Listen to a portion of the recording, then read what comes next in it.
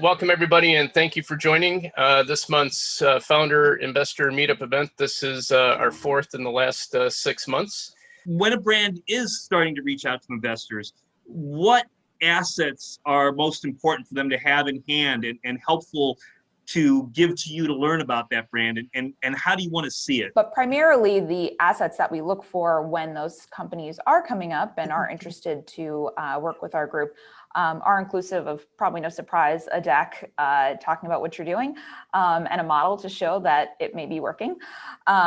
Additionally, we of course look at the term sheets. We look at your promissory note, the note purchase agreement, and all of those things once it comes time for the investment close. But in terms of that deck and what that includes, the deck is for us primarily a conversation starter. And so it has to have enough information that gets us excited, interested, curious to ask more questions, which we then cover in a pre-screening call before we eventually select the companies that we'd like to bring forth to our membership. So in that, deck is inclusive of a business model. What is the sales strategy? What are those revenue plans?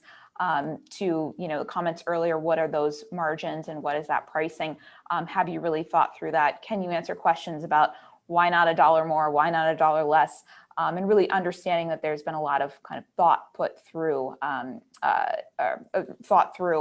kind of get to that business model.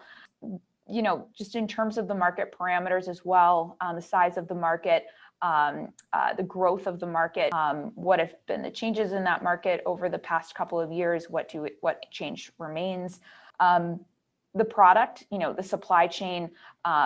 We talk to a lot of companies that are building brands around single ingredients. Well, what is that ingredient? Do you know everything about it? Does it have a story of nutrition or sustainability or impact that you're bringing out in your branding and your marketing? What is that product innovation pipeline?